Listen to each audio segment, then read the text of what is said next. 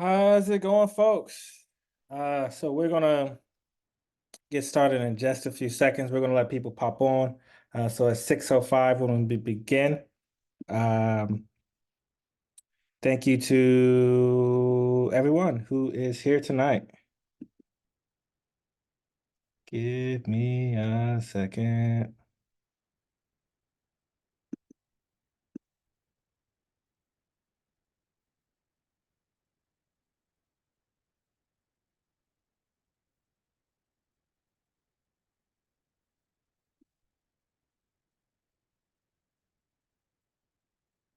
Awesome, everybody. We're gonna get started at 6:05 tonight. See, we have Marcus coming on.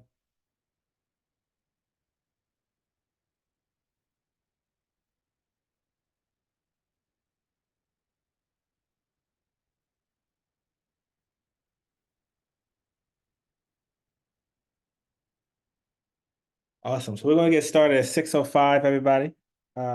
Thank you for coming on tonight. I really appreciate it. Also, thank you to the candidates who are coming out. People can't see me. I'm going to turn my video on in just a second. Don't get me wrong. I am not a logo. I am a human being. Ba, ba, ba, ba.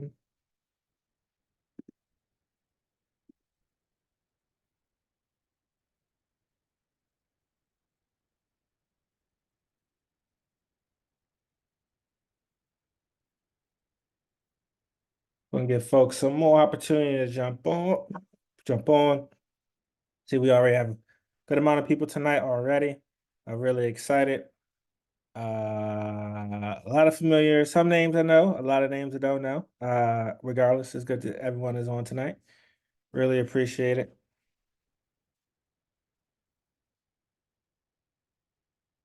We're going to get started in 2 more minutes at 6:05, everybody.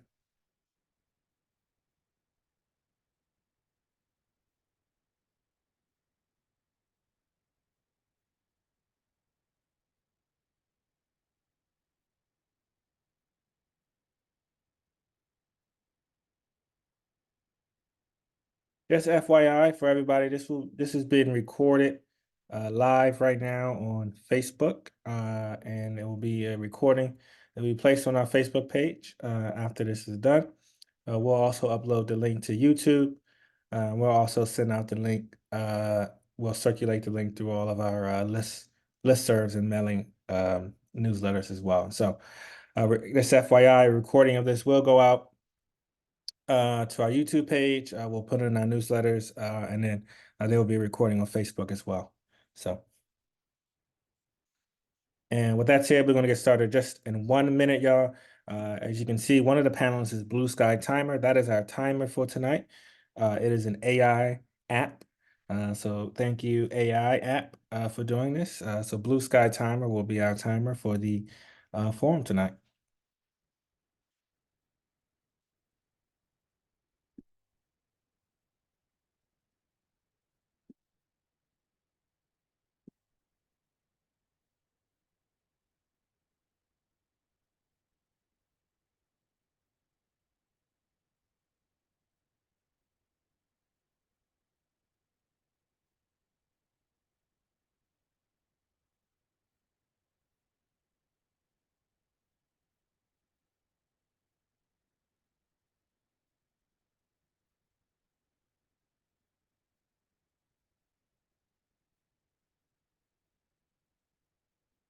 Awesome. Well, thank everyone for joining us tonight.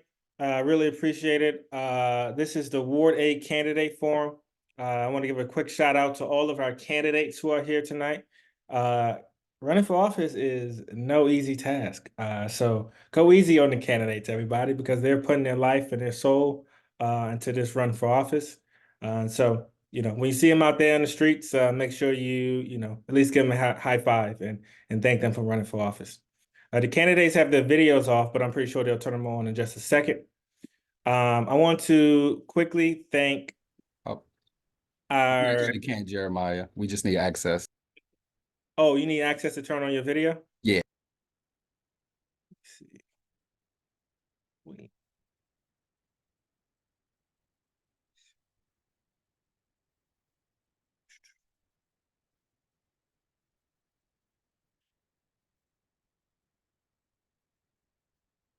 Let me see if I do this. If I make you a co-host, will you be able to do that? Can you turn on your video now, Marcus?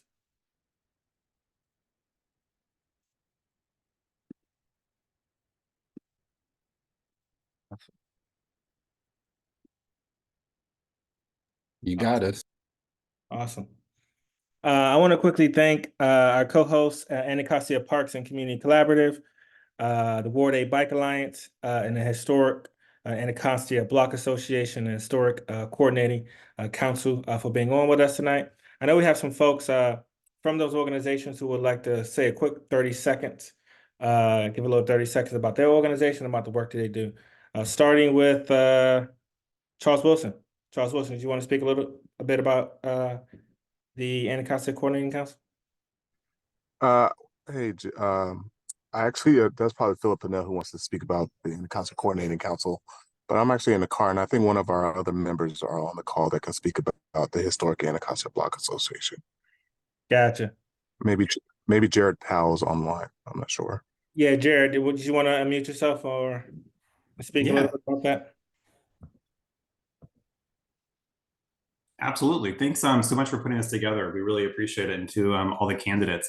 The Historic Anacostia Block Association is an active community group made up of historic Anacostia residents, just focused on the betterment of the neighborhood. So we do a lot of different activities, including this Saturday, we'll be doing a litter cleanup in the neighborhood. So please get engaged where you possibly can. Thank you so much again. Absolutely. Thank you, Jared. Phil, did you want to unmute yourself and speak for 30 seconds? Lamont Mitchell is bringing the greetings, Jeremiah. Okay, I'll put Lamont on. Let's see.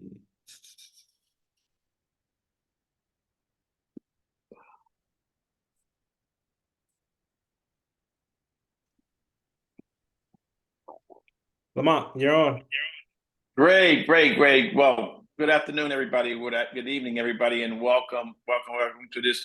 I guess this is the first forum. Is it the first or nearly the first forum of this very, very important race that we have coming up in Ward 8? And I'm Lamont Mitchell, the chair of the Anacostia Coordinating Council, who's led by the great Philip Pennell, our executive director, and we're happy to co-sponsor this event this evening. We are a 40-year-old organization, and most people know what we do. I don't have to go over that, but we're happy to have the candidates.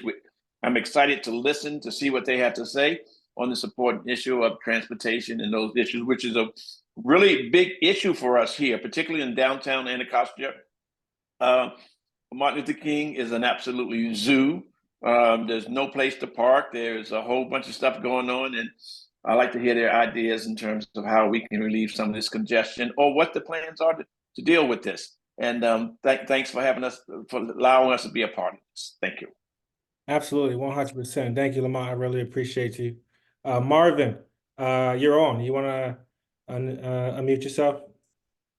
Yes. Thank you so much for inviting us, Jeremiah. My name is Marvin Brown. I'm one of the co-founders of the Ward 8 Bike Alliance. We are a new community group dedicated to making sure that streets are safe for cyclists as well as pedestrians and others who travel, and want to make sure that people are able to safely travel across Ward 8 from one end to the other without risking life and limb. And so we're really excited to be here today and to see everybody. And we hope that folks will join us later this month. We are in the early stages of planning a community bike ride on March 30th, and we hope to see some of you there. Thank you so much, and have a good day. Awesome. Thank you, Marvin. Did I miss anyone? Just want to make sure I didn't miss anyone before we begin.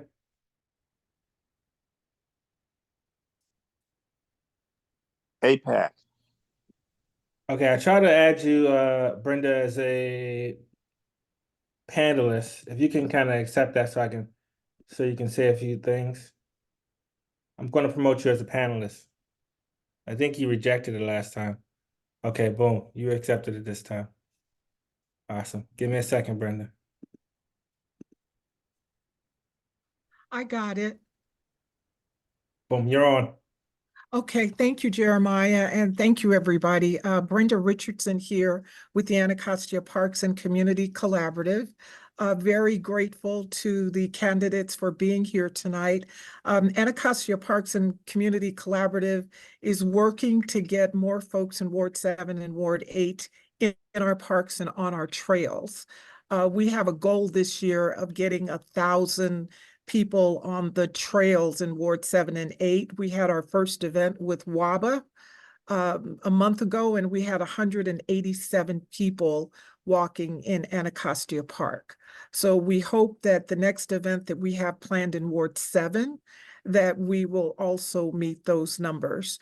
Thank you so much for allowing us to be a sponsor. Thank you. Awesome. Well, thank you, Brenda. Yeah, words can't even express how much we appreciate you. So I'm just going to say thank you. Thanks, Jeremiah.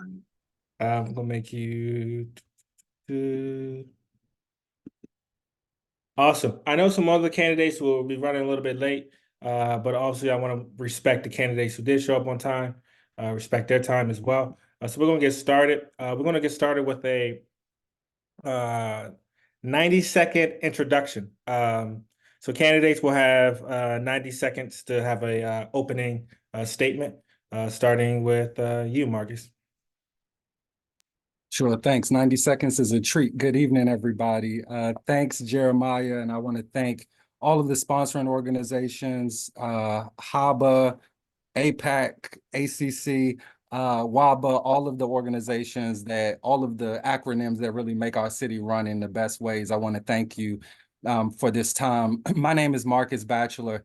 I am born and raised here in Ward 8. I'm a third-generation Washingtonian, born and raised here in Congress Heights, and have spent half my life dedicated to our communities and serving our neighbors. I served 6 years in public office, a term as an advisory neighborhood commissioner here in Congress Heights in 8C, where I brought together residents of 30 days and 30 years around our most critical issues and got results on issues like public safety and transportation and all of those things that make our neighborhoods unique and vibrant.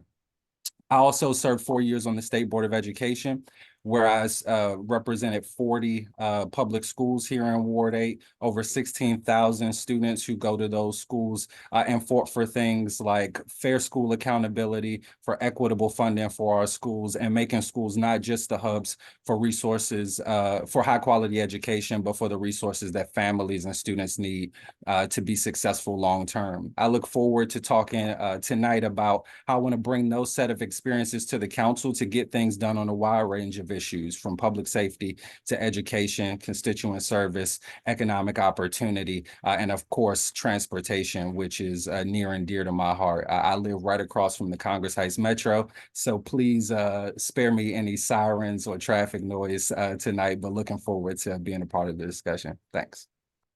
Awesome. Thank you, Marcus. Salim. Greetings, everyone. My name is Salim Adolfo. I currently serve as the chairperson of Advisory Neighborhood Commission 8C. I want to say thank you to all the organizations that were able to put this together.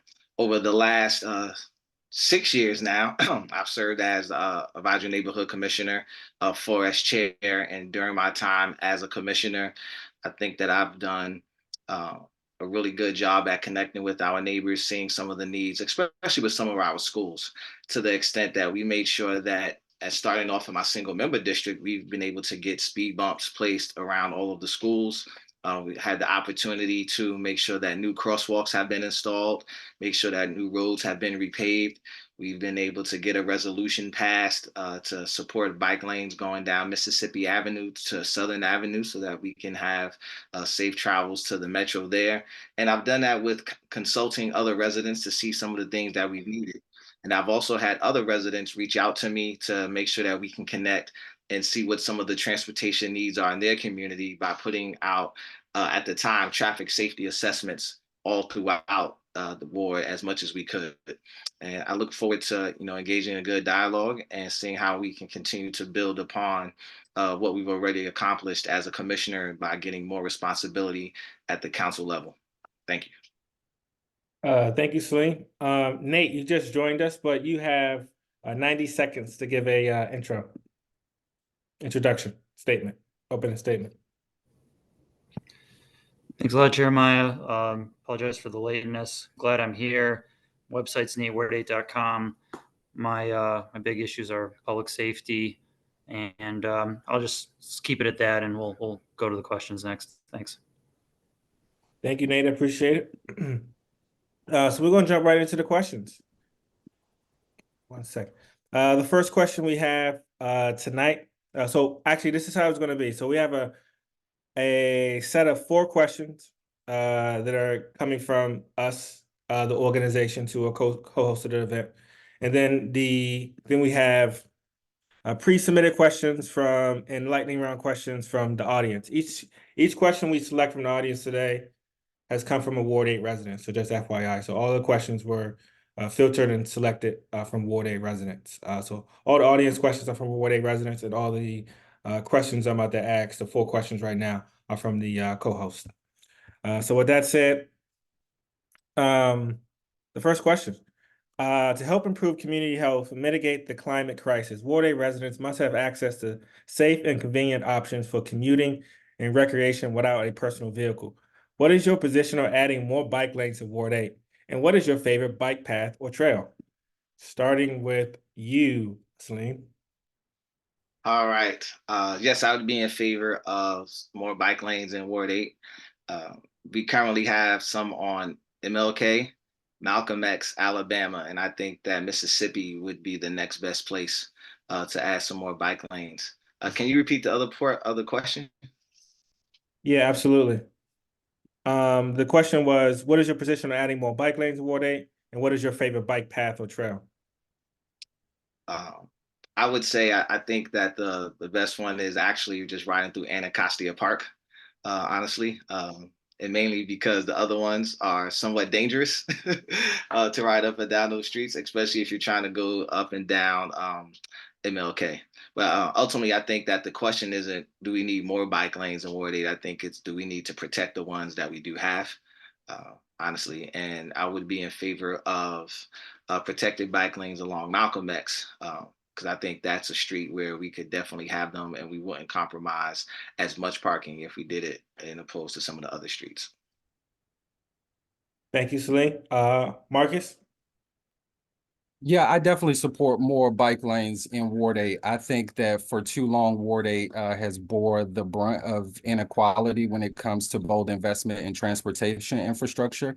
And I think that as Ward 8 grows, we have to become more of a multimodal community, and bike lanes are a part of that. I think as we've seen across the city, though, while we dream of a citywide network for bike lanes, we also realize that transportation issues are a hyperlocal one.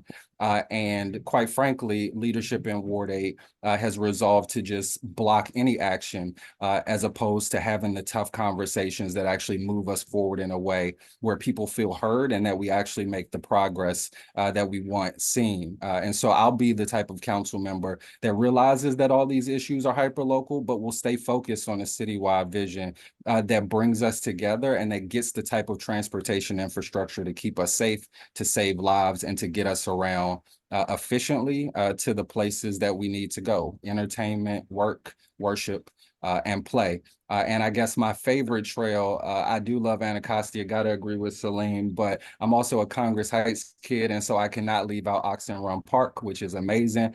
We need more activation there. We actually probably need a better bike network to get to Oxen Run Park, but I do love Oxen Run. Thank you, Marcus. Nate?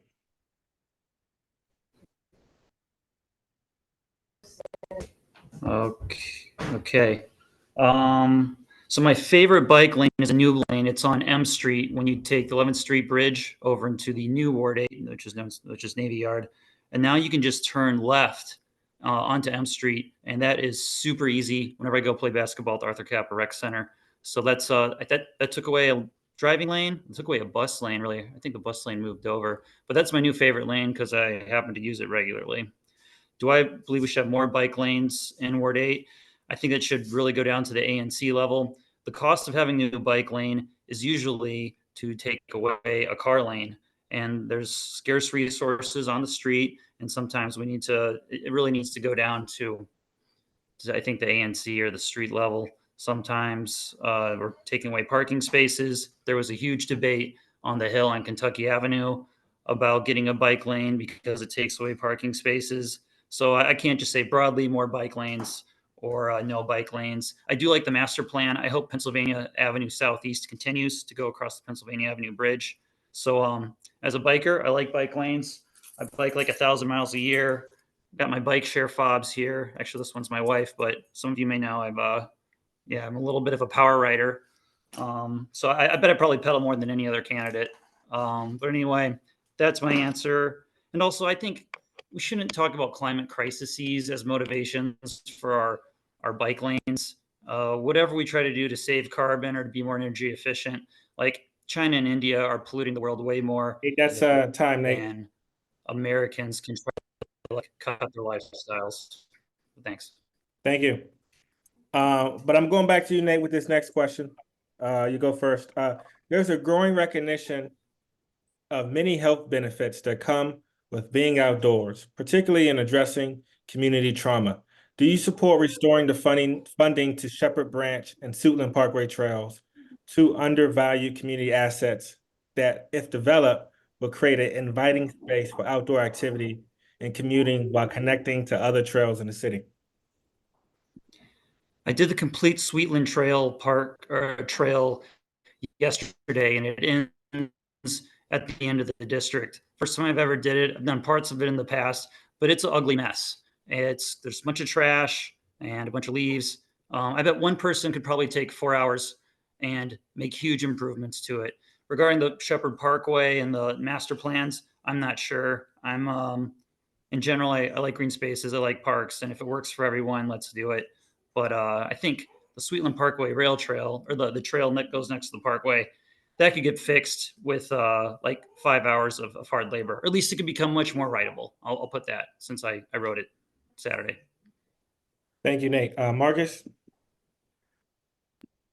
Yeah, I agree. I think we need massive improvement on the Suitland Parkway Trail. It is always full of trash, really not well maintained, but is a really good artery and connection point for residents on this end of the city.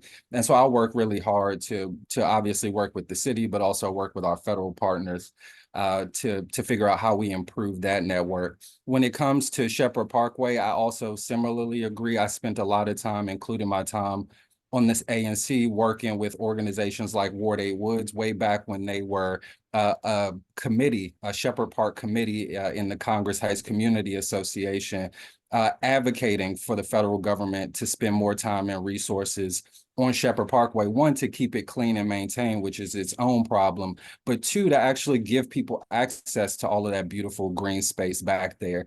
It would be a great space access. It connects a whole bunch of neighborhoods. Congress Heights would be well served by it, especially.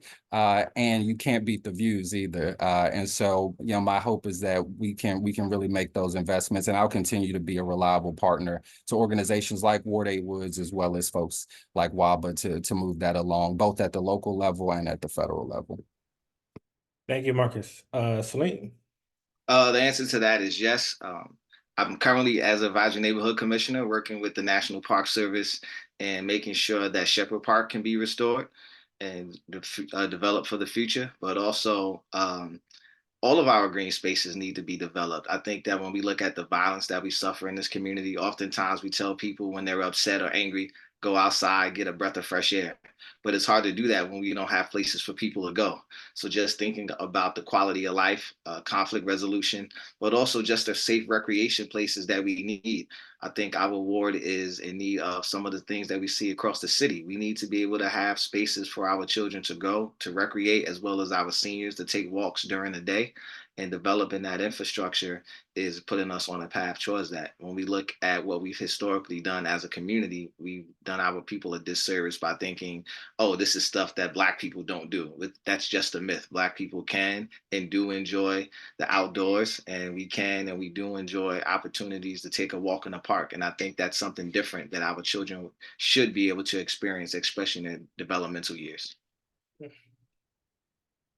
Marcus, this first one is for you. While we're still on the subject of parks and trails, Oxen Run Park is a vital community resource offering nearby residents places for outdoor play, scenic trails and streams, and a Southeast Tennis and Learning Center. As a council member, what steps will you take to ensure the construction of the additional building to the tennis center does not impact the trail and the stream restoration work along the trail in Oxen Run Park? Yeah, so first off, ditto to the accolades for Oxen Run. I think it is an amazing space. And I'm glad that the city in recent years has invested in it more boldly to make it the type of quality space that our neighbors deserve, right? The amphitheater, the well at Oxen Run, William O. Lockridge Field, named after one of my predecessors on the Board of Education. Just amazing spaces that our community is using. We need to invest more to activate that space, but also to your point, there's some very important work happening with the stream restoration. And so in addition to activating the park, we also want it to be naturalized. We also want it to be a vibrant part of our natural ecosystem. And that means prioritizing preserving green space as number one. I'm less inclined towards paving over a part of a public park for another parking lot. Those will have to be very tough discussions about the capacity in terms of what the tennis center actually needs and what residents they're serving. But I'm inclined to say that, you know, I'm going to be a council member looking to preserve as much green space as possible in Oxen Run and figuring out how we program the space in that vein as opposed to building another parking lot. Nate? I think tennis peaked in America in the 80s. I think public investments into tennis courts is a bad investment. A lot of colleges had a bunch of tennis courts. At least my college did that wasn't local. And eventually, all the tennis courts go away to make room for basketball courts and courts that accommodate more people. And so I don't think we need an expansion of any tennis courts. I think we're all pro Oxen Hill Park. It's pretty. It's beautiful. In general, let's keep it nice and work with the Friends of Oxen Hill and other nonprofits. And if you want to give me a specific policy on spending money, I can comment on that. But otherwise, just in general, I like parks, and that's all I have on that. Salim? Yes, I would be in favor of continuing to expand the Southeast Tennis and Learning Center, not for a parking lot, but making sure that we can have a larger institution to make sure that we can accommodate the various needs of some of the young people in our community. If you've ever experienced some of the opportunities that they have for young people, especially some of the plays that they put on, the theater that they do, I think it's a great opportunity. And when we look at what we have in the park, I think there's an opportunity to accommodate both. And I think that there's an opportunity for us to develop some of the other parts of the park as well and build up the infrastructure in the park. Currently, right now, there are no bathrooms in the park, right? So that's a good opportunity for us to have some bathrooms placed in the park. Restructuring of some of the trash cans in the park. They're all next to the bench. So you can't sit down in the summertime next to a bench without having a lot of flies and bugs and bees and sometimes some rodents coming after you. But then for those who are familiar, if we look at the park along Wayne Place and travel around through there, we got to do a lot with people parking their cars in the park. Some people use the green space currently as a parking space. So I think that we would need to get the park rangers that we have for Oxen Run Park in conjunction with possibly MPD to work with the community to get them to do something different other than, you know, misusing the park. Thank you, Salim. We're going to stay with you, Salim, for the next question. This is about WMATA. WMATA is facing a budget shortfall, as we know. Luckily, you know, DC's kicking their share in. Virginia's kicking their share in now, and then got Maryland who's going to kick their share in. So it looks like we're going to save WMATA for just one more year, which is great. But, you know, WMATA will have some future challenges. And that includes potentially raising fares, decrease services, and reducing the workforce. These moves will be a blow to our region's economy and detrimental to the environment.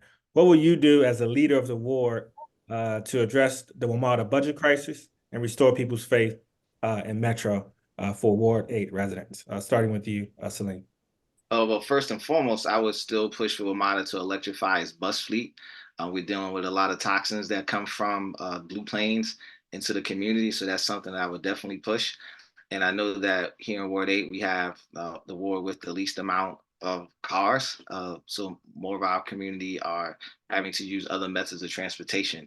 So I would have to really look at the budget and see what are the long-term plans that the city already has and what WMATA's books are looking like.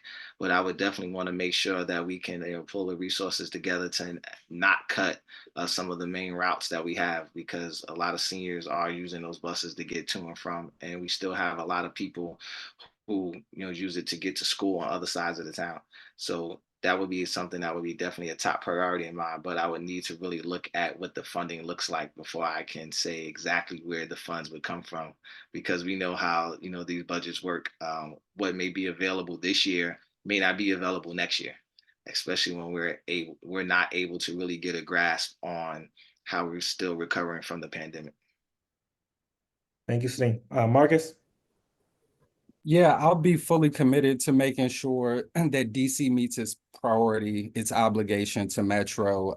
And the fact that the system is going through an abnormally hard time means that we might need to kick in a little more. But in terms of maintaining our transportation commitment to our residents, I think is priority one. If people can't get around, our economy doesn't work. And so we have to keep our commitment to Metro. But I'll say second is that we need more folks on the council and more folks in district government, quite frankly. They're also going to be regional leaders, realizing that Metro is not just a DC system, it is a regional one, and that folks across the region depend on that system as well, which means that we need to get real with our friends in Maryland and Virginia. I was encouraged that Governor Moore kicked in more to Metro this time, but it seems like he's robbing Peter to pay Paul. He's taking transportation money from Baltimore and putting it locally. So we need to have a tougher conversation about sustained support regionally for Metro to make sure that it can get back on its feet and that it's serving residents. But from a local standpoint, I'll make sure that I'm a council member who as one of my top priorities, make sure we continue to make our commitment to Metro. Thank you, Marcus. So we're going to go into the 1 minute questions here. Actually, Jeremiah, can I answer that one? All right, Nate. Yeah, Nate, you can go. I apologize. Yeah, okay. So I think if you just continue to give Metro money, that's not going to solve the problem. And one huge problem is that fare evasions go unenforced in DC. I've done a little bit of analysis on this. I've also made a one series TV show called Metro Jumpers, which you can see on nateward8.com, where you watch like dozens of people jump the fares with no consequence at different places in our metro system. And WMATA said that if all the fare evaders actually paid up, that would give us they'll give them $40 million. That wouldn't be enough. And I think they're not taking into account if they actually did give citations and people paid $50 for their fines, they would not have as big of a deficit. So the problem isn't we don't need to give them more money. The problem is that we sympathize with criminals who are fare evading and practicing and exercising their little criminal muscles here at WMATA so they can go commit bigger crimes later. So we need to stop the fare evasions. That's the bigger problem. We need to stop feeding money. And so the working people who are getting taxed continue to keeping up institutions that should be more sustainable on their own.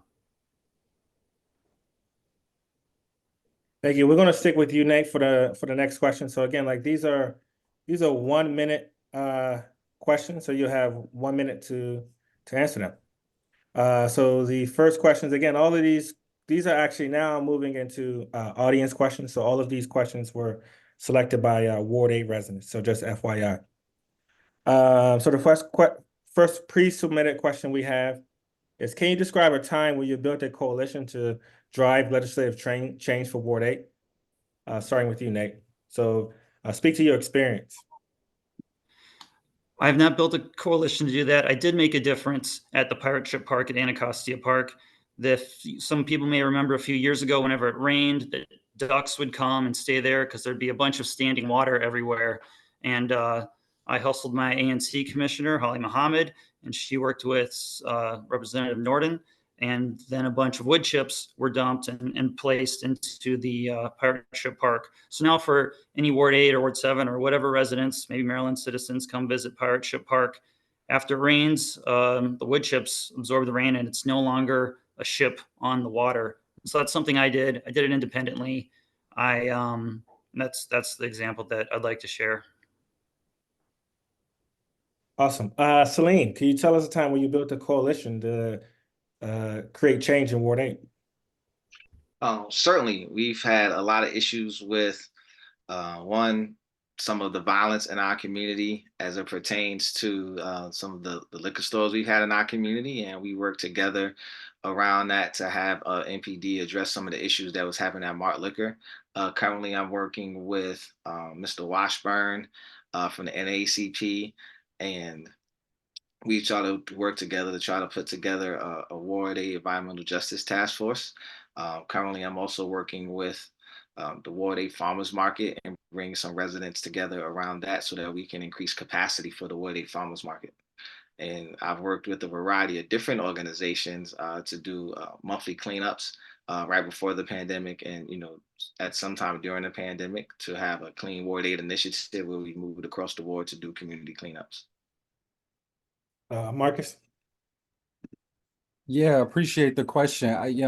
Building coalitions has been my life's work, whether it's been as president of the Ward 8 Dems or in my current work at People for the American Way, bringing folks across the country together to advance bold progressive solutions, whether it's my work on the ANC, again, bringing folks of 30 years and 30 days together to solve tough issues that were affecting our neighborhood. But one of the ones I'm proudest of is my work on the State Board of Education to bring millions of dollars of funding to Ward 8 schools for what we call the connected school models. Many folks know it as a community school model. In my first year in office, second year in office, I worked with the Washington Teachers Union, took a whole bunch of DCPS folks and community leaders up to community schools in Baltimore to show the transformative work they were doing for low-income students and families. We brought that model back, and now schools like Anacostia, Ballou, Kramer Elementary have that millions of dollars to invest in the non-academic needs of their students. So I'm really excited about that. Thank you, Marcus. We're going to stay with you, Marcus, for the next question. Do you currently have any, actually, what will you do to hold bad drivers accountable in Ward 8?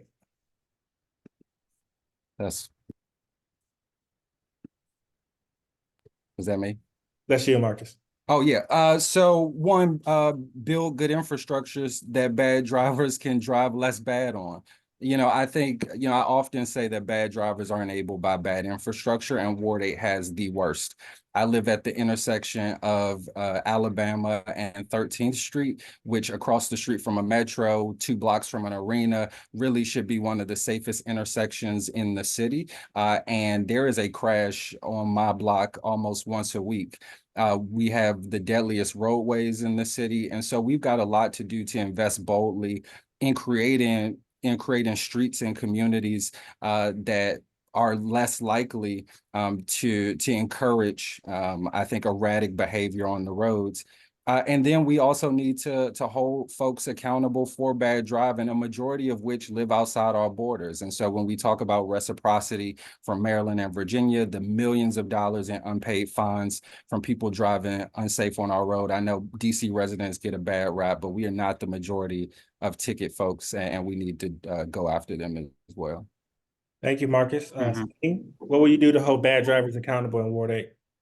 I would definitely want to revisit the Clean Hands Act, as to which if you have a certain number of fines that you shouldn't be able to register a vehicle or get a license.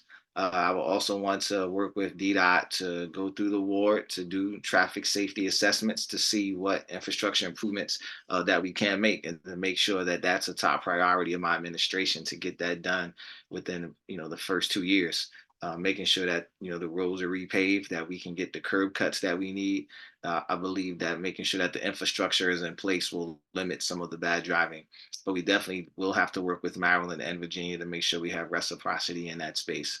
But first and foremost, if you are owing the city money because of suspended license or whatever the case may be, you shouldn't be allowed to renew your license or to register a vehicle. Thank you, Celine. Nate, what will you do to hold bad drivers accountable in the ward? Well, I gotta agree with what was said earlier. A lot of the drivers aren't even DC drivers. The bullet that came through my condo was shot from 2 cars with Virginia plates. And so there's definitely has to be good cooperation between different jurisdictions on how to deal with different citations. And also, I'd like to catch up on some questions from the chat. I didn't really introduce myself. My name is Nate Darringe. I live in Fairlawn. Been in Anacostia about 10 years. And what else was there on these questions? Oh, yeah. And in general, I don't like resources for bike lanes unless it's really needed or wanted by the community. In general, I'm for lower taxes, fewer programs. And so the individuals, the working people can keep their money and directly fund whatever causes that are important to them. And then government work is best used for cooperation problems that really require a lot of people for the general interest, not the special interest. But that's all I have on that. Thanks. Thank you, Nate. This one is for you, Celine. Do you currently have any policies or goals for assuring students have safe routes to commute to school? Most definitely. I think that that's multifaceted, right? So making sure that the pathways that children currently take to school are clean. I see lots of trash, abandoned vehicles, things that help bring unsafe routes to school. We'd have to make sure that that's taken care of. Like I said, making sure that we have speed bumps in all areas, making sure that the crosswalks are together and all of the infrastructure that's necessary to make sure that we as a city would be doing our part. I would still want to work more with the safe passage that we have there. I see that there's a better need for oversight. Oftentimes we see people, standing around and not always doing what we need to do. So making sure that we can get folks there. But also we have children with special needs and making sure that we can increase transportation access for the students with special needs. So whether that be school buses or if we can put together some other way that we can make sure that they get there, those are things that I would prioritize. Nate, what will you do to ensure students have safe routes to school? I think we're focusing on the wrong problem. If you look at the data, truancy is a huge issue. So our kids aren't even going to school. At Anacostia, I think like 98% of the high schoolers missed at least 11 days of school last semester, and Baloo was like 92%. And so a lot of kids aren't even going to school. That is a way bigger problem in my perspective. Also, a lot of the programs that we have aren't they're not fixing truancy like safe passage. I think it's just like some employment program, and those resources could be used better in the pockets of the taxpayers. And also, I see a question from the chat about carjacking.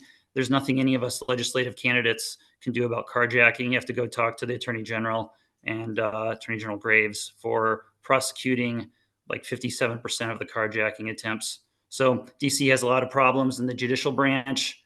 Us legislative types can try to do things like pass the bill that got passed last week, but yeah, we got some judicial problems with that need to be addressed for the carjacking. Thank you. Thank you, Nate. Marcus.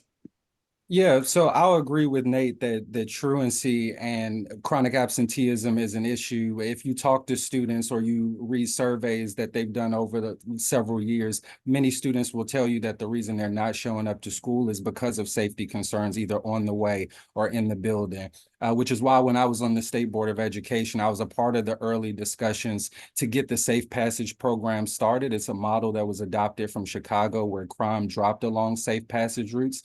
Obviously, we have to improve the program here in the district, scale it to the need, make sure it's actually meeting its goals. But a friendly presence on a route back and forth to school makes a difference, and we can't underscore that. We also have a broader public safety concerns that make our students less safe that we've got to tackle. But there's real work that we can scale right now to make our routes safer. And obviously that also means transportation infrastructure that keeps students safe from harm while walking back and forth on our streets as well. Thank you, Marcus. We're going to stick with you, Marcus, for this next question.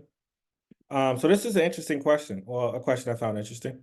If elected, what will you do to collaborate with multimodal road users in your ward, specifically people that bike, use the metro, walk, or scooter? How would you bring them into the fold to have conversations around policy? Starting with you, Marcus. Yeah, well, I think it's about doing what I've been doing over 6 years in elected leadership and over 15 years in Ward 8 already, which is build a broad table, not exclude anybody from tough discussions, really bring people together around what's a common goal, which is to keep our streets safe and to get us around effectively. It's really as simple as that to me, making sure that the best ideas bubble up to the top, that we don't come to the table with preconceived notions about intent, that we actually be honest about the challenges before us and compromise. Everything won't be able to get done in 1 year or in 4 over the course of one conversation.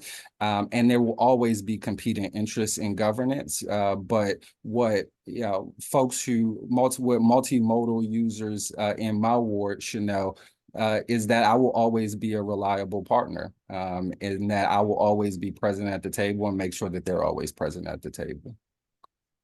Thank you, Marcus. Celine, what are you going to do to bring in to make sure you're collaborating with multimodal road users in your ward? Yes, I would make sure that they are part of the discussion. I would want to make sure that we're communicating at least 3 or 4 times a year regularly. So we would have that as a standard meeting so that we can always assess what are the needs, where we may be lacking, and what are some policies they want to see, performance oversight, and in terms of what may be needed in the budget. I'm a firm believer that as a council member, you can't know every possible thing. And there are going to be some things that you're just going to miss, just to be honest. And so the people who are closest to the ground in that area, but also who are the subject matter experts in that area. I can tell you right now, just as a commissioner here in ANCHC, we have some residents who I go to and I ask questions and seek guidance from. And although they may not be on the paid staff per se, but we can definitely have a committee or a council made up of ward residents and citywide residents, to be honest, so because we can all have some input on that. Thank you. Nate? I think the most important place to hear diverse opinions and the motives of the people is during council hearings when there's some legislation that's proposed. Currently, you don't get very many diverse perspectives. Pre-COVID, it was super hard because you had to show up in person.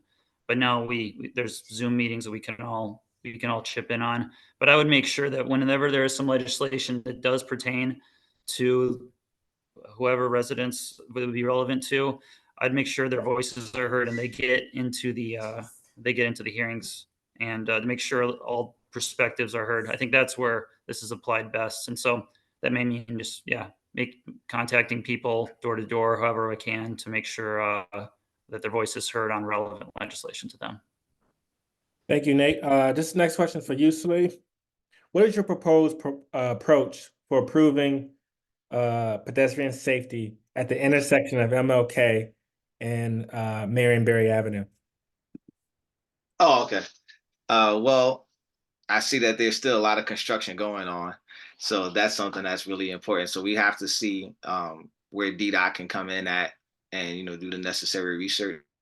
I do think that the combination of coming across the bridge, coming from the park, is something that we have to reassess in terms of what will the traffic patterns be in that space. But as of right now, I would definitely have to work with DDOT to do the study on that and see what would be the best opportunities for us in there. But I can tell you right now, the first thing that does come to mind is what the traffic patterns look like, because we have folks coming from almost 5 different spaces to that one intersection. Thank you. Marcus? Yeah, we've got to do a lot and pretty fast to improve that infrastructure, that intersection. As more and more businesses open up, their phase 2 of the Gateway project will be open in the next several months. And that progress will continue up the avenue and hopefully up Marion Barry in the years to come. And so we do need to improve that traffic pattern. It's already chaotic as it is. DDOT is currently in the process as a part of their 11th Street plan, dedicated bus lane plan, looking at improvements to the infrastructure there. I would encourage residents to lean in heavily as a part of that conversation. I know there was a bad accident there the other day. We need as many voices as possible as a part of that conversation as we think about how we reimagine both this side of the bridge and the other. But both from a speeding standpoint, cars come off that bridge sometimes at 30, 35 miles an hour into a residential, or when it comes to the congestion during rush hour, it's very unsustainable right now. And so we've got to do more to improve that intersection. Absolutely. I see someone wrote in the comments, we need bollards as soon as possible to protect the residents in the building.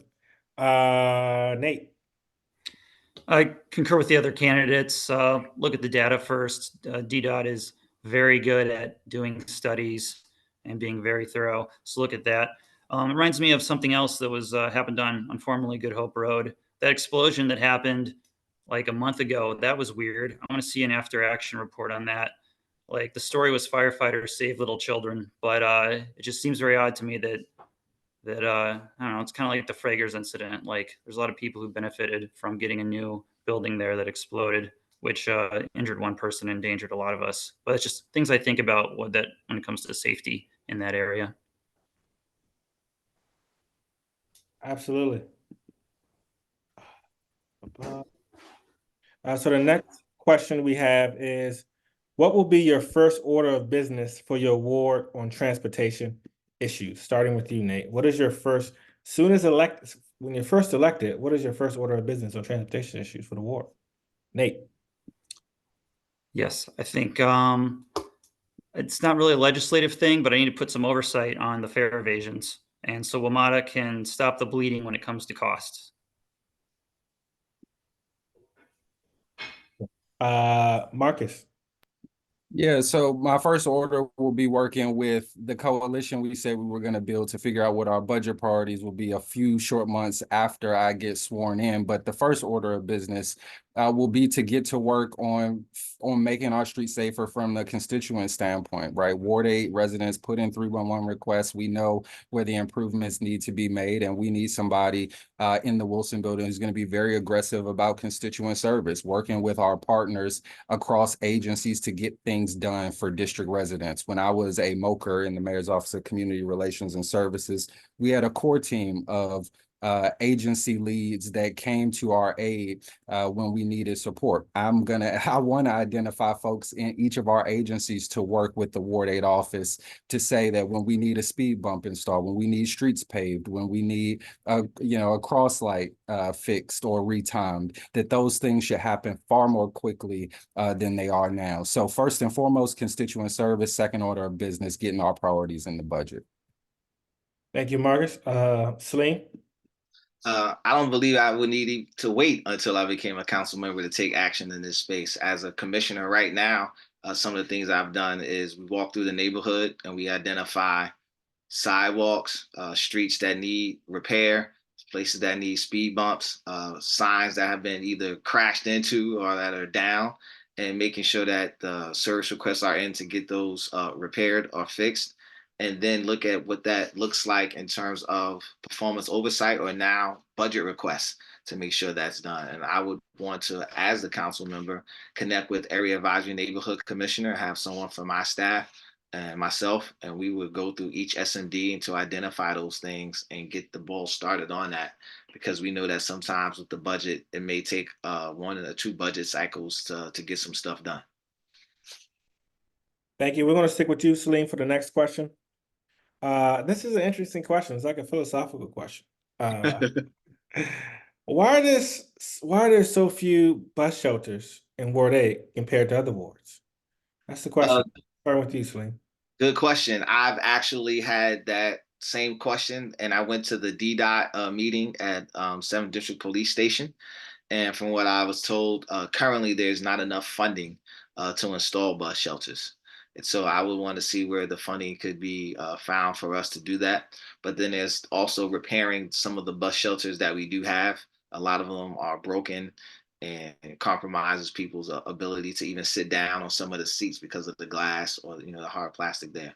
But I would definitely want to see some more bus shelters, as well. Thank you. Marcus, why are there so few bus shelters in Ward 8 compared to other wards? It's a good question. And I've been asking the same question ever since I was freezing as a student riding the W2 to Thurgood Marshall Academy every day. We need more bus shelters. Ward 8 residents are more heavily relying on public transit than any other part of the city.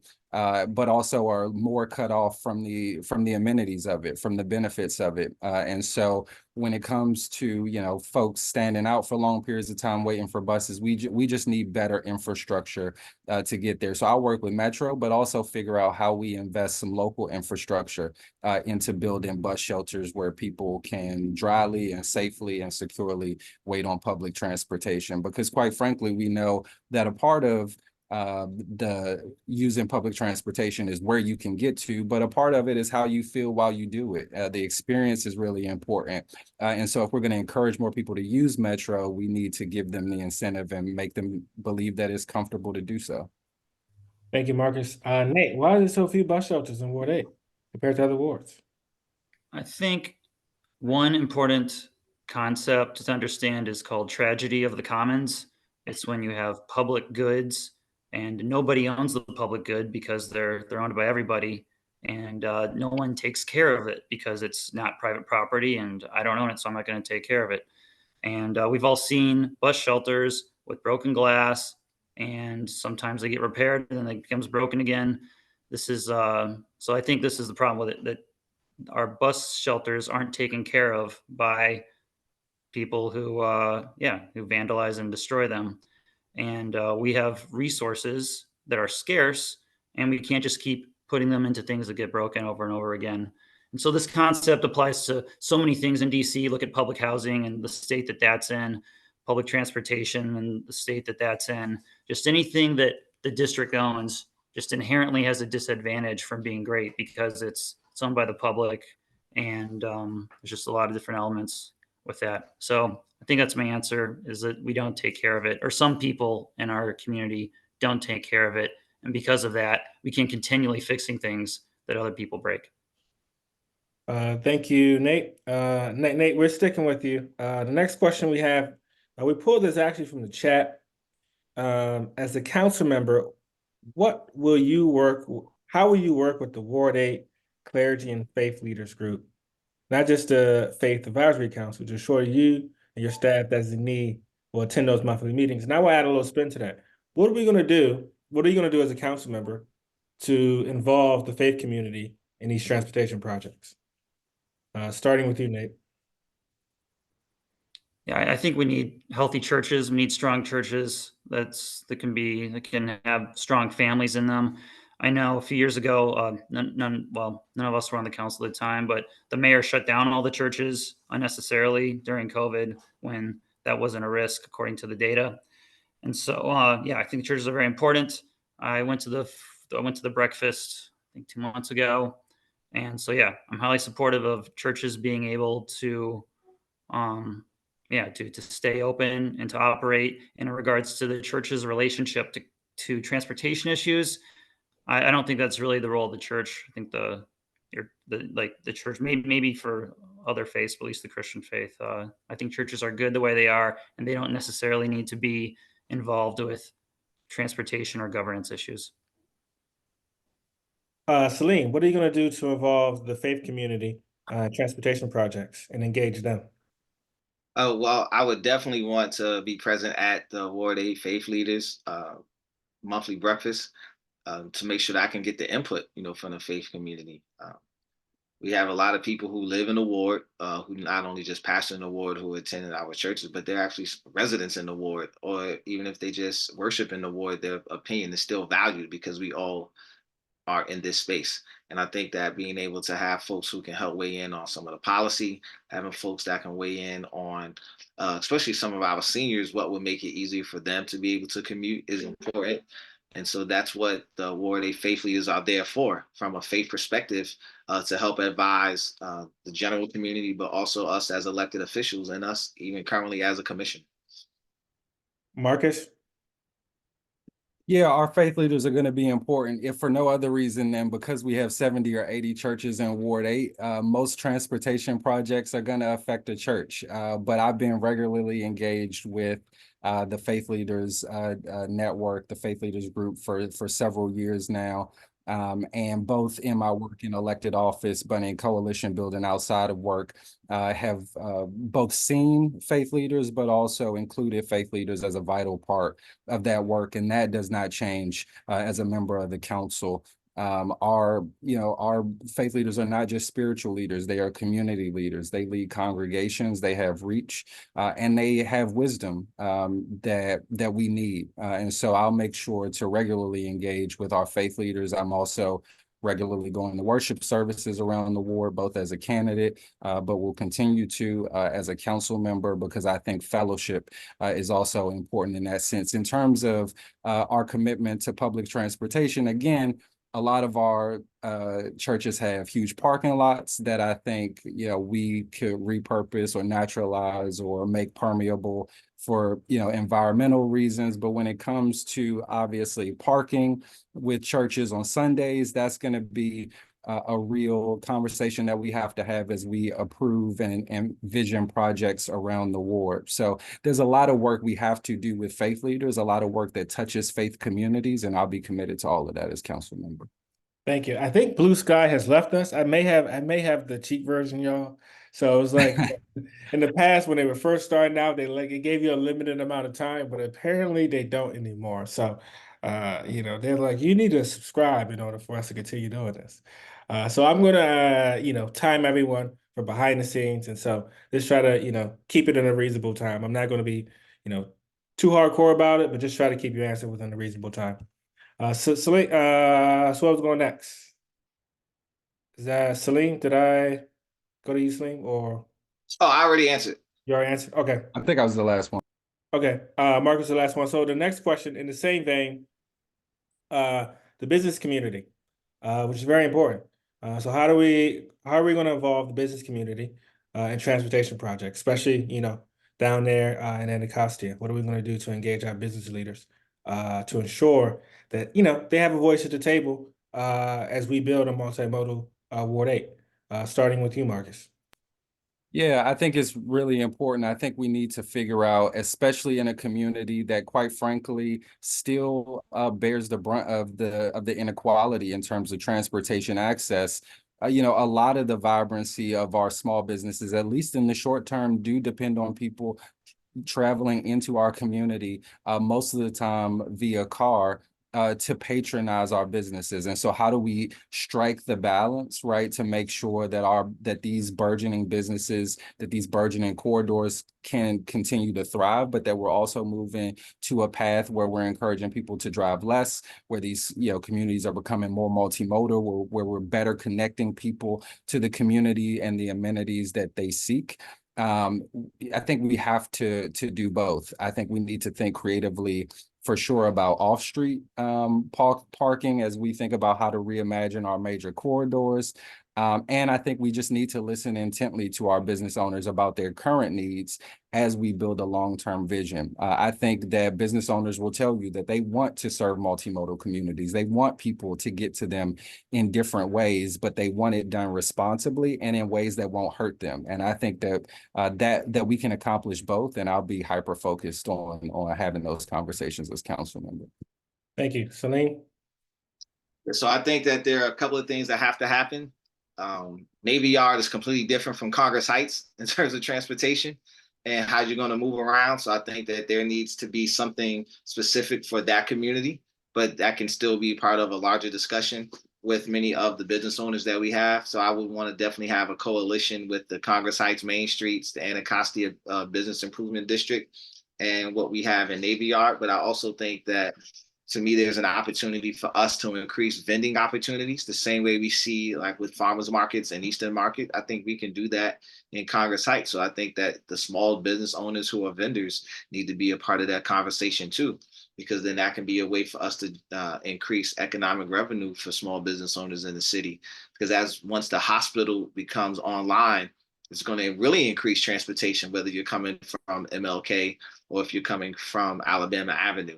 And we see there's a lot of traffic coming off of Suitland Parkway as we continue to expand businesses on Alabama Avenue. So I think there needs to be a conversation, once again, that's held on a regular basis with transportation and business owners. Thank you. Nate? I'm a big fan of the business community. Businesses in general are for me, a better institution than the DC government. DC government takes taxes from me and everyone else and then provides programs that may or may not affect me. Businesses are job creators. They are giving people employment. They are meeting demands, meeting needs, and they're doing it without having elected officials create a program. It's so when they can operate freely and become profitable and provide goods and services, that's great. I would support them by trying to lower the tax on commercial properties. I'd also try to end stupid taxes like the 5-cent bag tax, which I'm not sure how effective that's been, but I know that's a huge burden on small businesses. And so I try to lower taxes and and by those two specific means and in general support with any other reasonable ways to give them more freedom to do what they do with employing people and providing goods and services. Thank you. Next, we're going to move into our 30-second round. So if you can kind of just quickly answer this question and give us your thoughts on this particular topic. So the first one is maintenance. Someone states that there is a lot of litter in bike lanes. There's a lot of litter on our trails. So what will you do as a council member?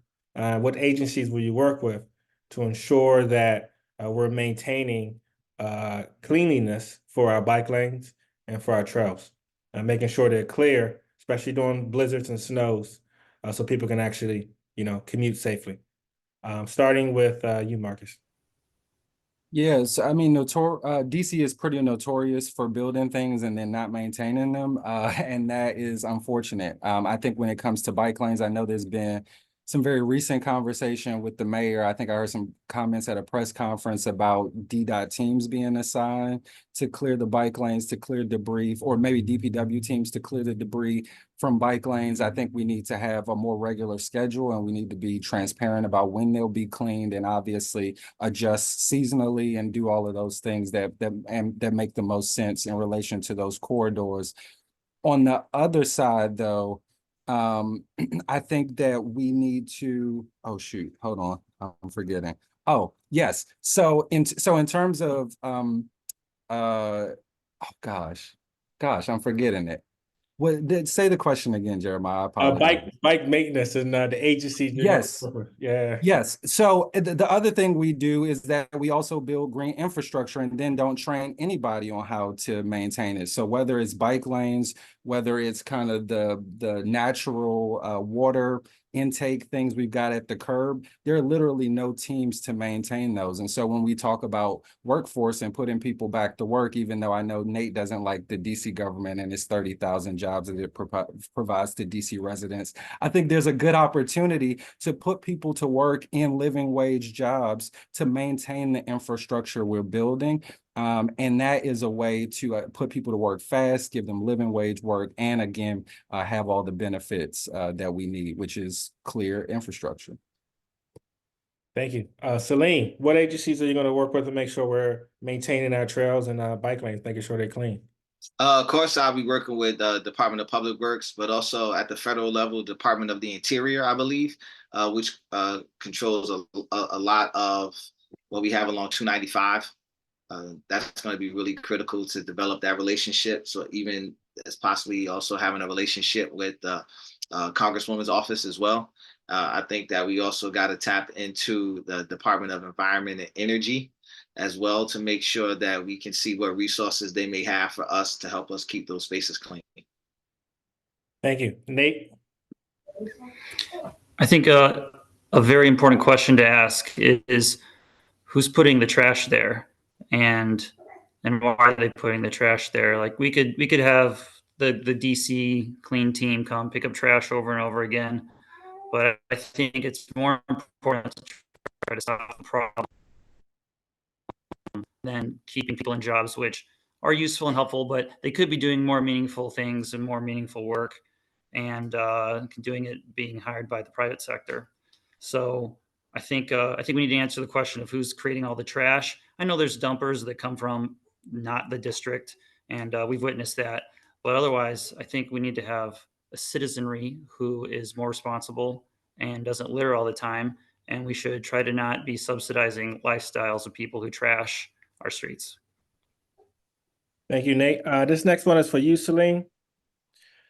Do you support the reduction of vehicle lanes and repurposed of parking to create protected bike lanes on high injury roads?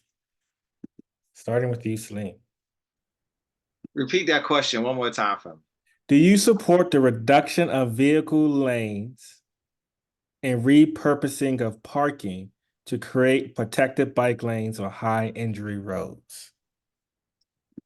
Well, I will tell you that Southern Avenue is probably the deadliest road in the city. I would definitely encourage protected bike lanes along Southern Avenue if we saw fit to have them on Southern Avenue. But currently, as it's put, I wouldn't want to put any bikers on Southern Avenue because it's so deadly. But I would definitely support them there. And I would support them along Mississippi Avenue, mainly because the south side of Mississippi Avenue for long stretches doesn't even have parking to begin with. So we wouldn't lose any parking.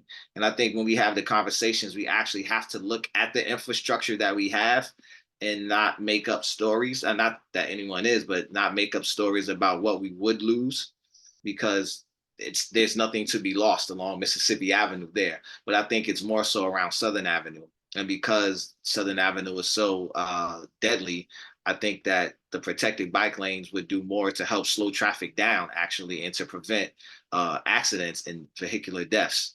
So I would definitely be in favor along Southern Avenue for that. Nate. My short answer is no, but also it depends on the specific area, and we got to look at the data.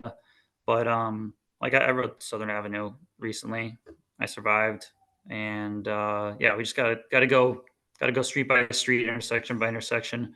But in general, I think bikes can be on the same road as cars, and it's fine. We don't need to take away more lanes from the cars to give them to bikes necessarily. Marcus. Yeah, I think bike lanes are best when they're protected. And so, obviously my preference would be to figure out how we invest more in protected bike lanes. I think we've also figured out a way to create protected bike lanes that are co-located with parking. Obviously, that doesn't work on narrower roads or narrower stretches, but on broader corridors, maybe like on Southern, there may be a way to co-locate parking and a protected bike lane as well. So I think, again, to my colleagues' points, I think we've got to look at it case by case. These are hyper local situations, and we've got to look at the context. But personally, yes, my preference is to, when we build bike lanes, have them protected. But to the extent that we can also preserve parking where it's critical to business or residents, et cetera, I think we should also balance that approach. The next question, we're gonna stick with you, Marcus. Someone asked, back to protected bike lanes. Has the least amount of protected bike lanes, and Ward 8 has the least amount of protected bike lanes in the city. So what is your your take, your approach, your campaign for when you're elected to ensure that Ward 8 remains a part of our citywide network? Starting with you, Marcus. Yeah, I mean, it's essential. The harder part for Ward 8 is we're just changing so rapidly as well, and that obviously, like, quickly changing communities need quickly changing transportation schemes, and that is something that the next council member is going to have to stay on constantly and keep residents and neighbors constantly informed about the changing ways that we do it. When it comes to a long-term vision for protected bike lanes, I think our avenues are a perfect vehicle for that, I guess, for lack of a better term. But we should, we should invest more in protected bike lanes. Like I said, I think they're better when they are protected. I'll invest in a long-term future for that. And I think as we build new buildings, as we build new communities, we should think about how at the front end to include those things in the infrastructure plans, as opposed to having things built and then coming back on the back end and spending millions of more dollars kind of in reinvestment on our transportation dreams. So I look forward to the opportunities in imagining the corridors we're reimagining now, and then also working with folks like HABA and my colleagues on the council to build a long-term citywide network that for sure includes Ward 8. Celine. Thank you. I believe that'll be very important to consistently have a coalition of advisors, from the community and organizations, various transportation organizations such as WABA, to be part of that conversation. So it's not an issue of, after the fact, we're going into this with an understanding from what the general community already wants. I've already, as a commissioner, advocated for bike lanes, like I said, along Mississippi Avenue. So by getting into the position of council member, you have more authority and more power to exact some of the things that you've recommended at the ANC level. So I would definitely be on board for that. Nate? Yeah, I mean, I'm a cyclist. I was car free for like 6-7 years until I got married, and I married into a car. And I think bike lanes are a privilege. They're cool. Bikes aren't denied the ability to be in the street. We can all share the road. I think that's on the backside of everybody's car registration sticker. So yeah, I like bike lanes, but it's got to go case by case. And I'm sure whoever becomes the next council member will work with the appropriate organizations to make the best transportation options for Ward 8 people. Thank you, Nate. We're going to stick with you, Nate, for the next question. This is an easy question, quick question. In the last week, what percentage of time did you commute by metro bus, bike, walking, or personal car? So give us the percentage in the last week for you, Nate. Oh, wow. I have to bring up my bike share app because I had some pretty big trips last week. I would say I'm 30% bike, 40%. I probably drove 3 times, but I'm probably equally spread out between driving, biking, walking. Thank you. Marcus, what is your percentage?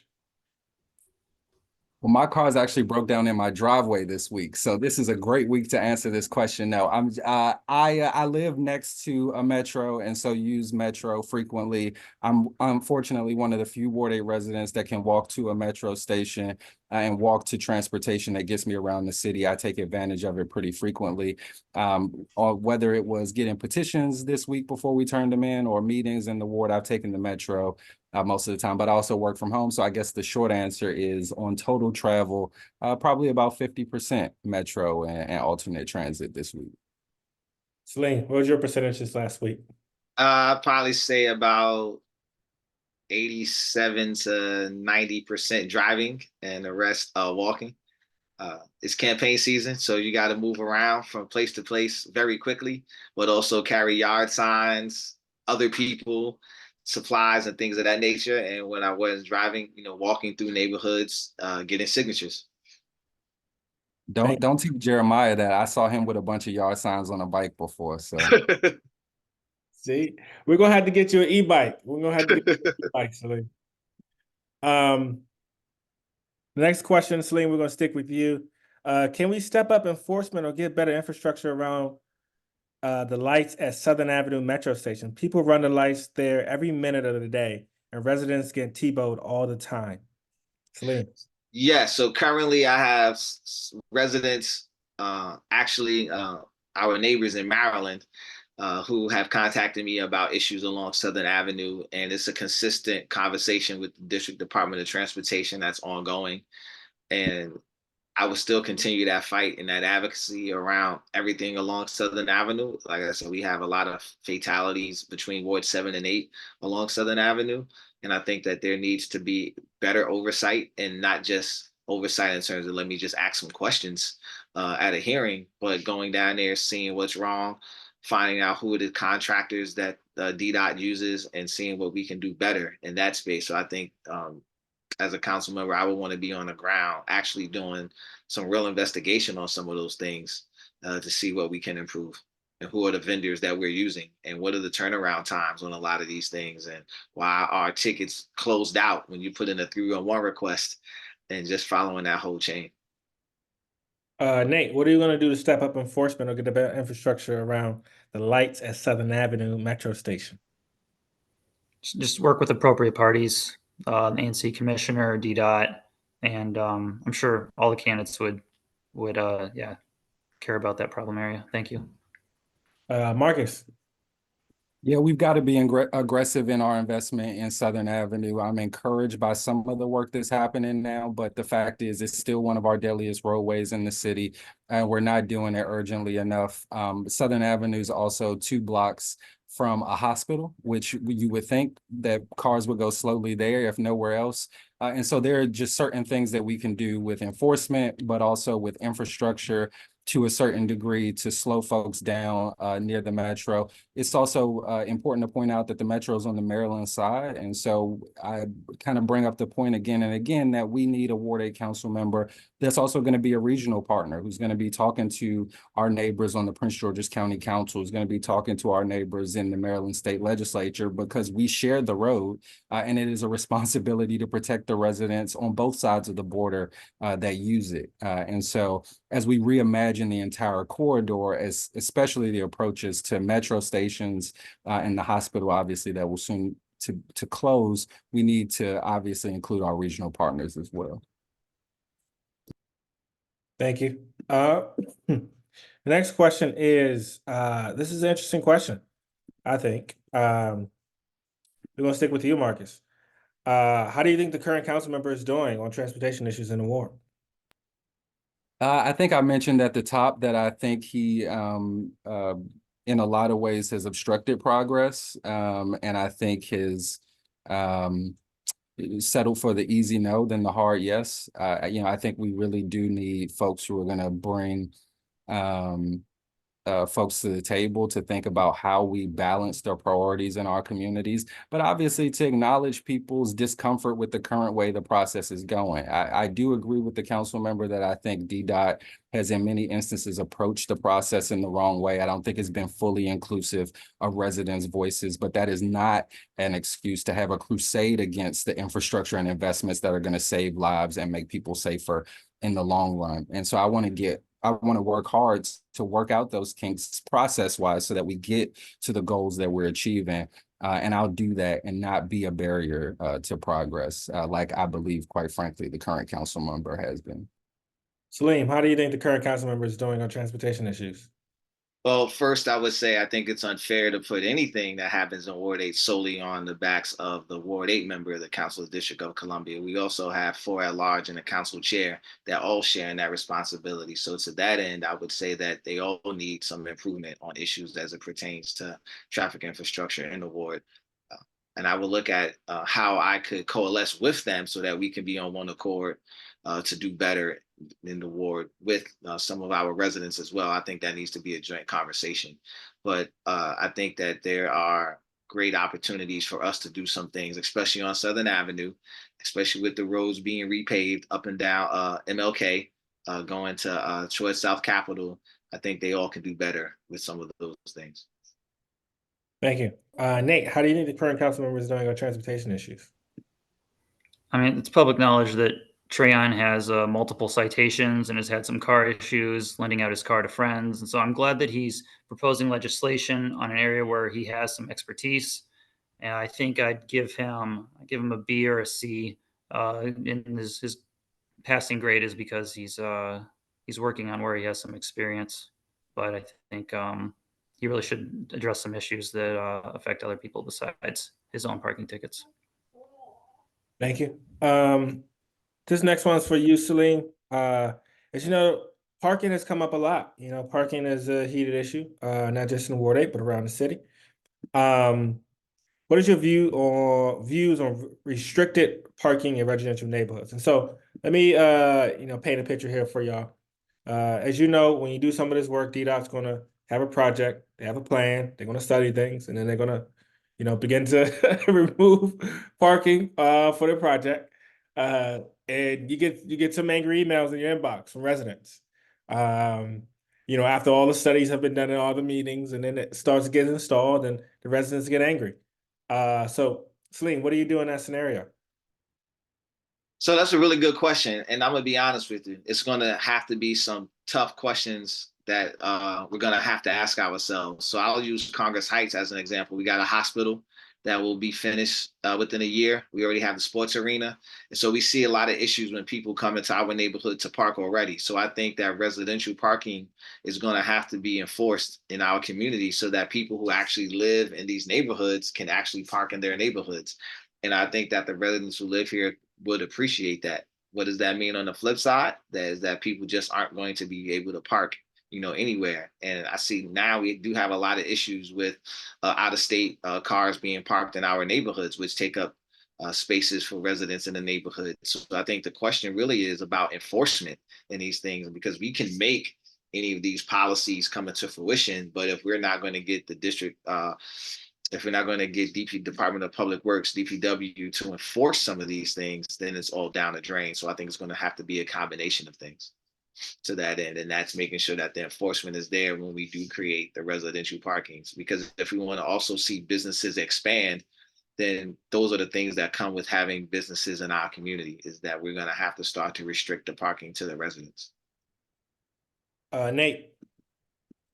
Yeah, I think the future council members should just work with the ANC commissioners to go with them on a case-by-case basis for people who are losing parking, to either, as Salim said, that's a great idea, just enforce the policies we have, or recommend some changes. Marcus, you get those angry emails. Folks are upset. They see their parking gone, but DDOT's begun to install it. What's your perspective on this? Yeah, well, my hope is that as an effective council member, those instances will be few and far between. That if major work's happening on your block, you probably know about it several months ahead of time, that you were invited to the public meeting, which there should always be, that you were a part of the visioning process. I think to a certain degree, there are always going to be folks that don't like the change. And we do have to be real about kind of the trade-offs and be honest with folks about the investment that we need to make in the community to keep people safer and to save people's lives. But on the back end, we also need to realize that some residents need parking, right? Many people who complain are seniors who will say, I've got to park around the corner now to get in my front door, right. So how we problem solve for people is not just kind of based on the one project, it's based on kind of all the capacity you have as the council member, realizing that one problem is probably connected to another. So if that senior needs, right, better access to her front door because she can't get there, what other ways can we problem solve to meet the need for that resident? But again, some things are going to be tough, and not everybody's gonna like change. Anybody who spent any time in Ward 8 politics knows that. But we need a leader who's willing to listen, to bring people together. I think to bring forward what's been best about our past, but also run urgently towards our future. And I'll be focused on that. Thank you. Nate, did you go? Nate? Yeah, I said just work with ANC people, Gotcha. and deal with it case by case. So the next question, I know Salim, you mentioned we're gonna stay with you, Salim. I know you mentioned enforcement.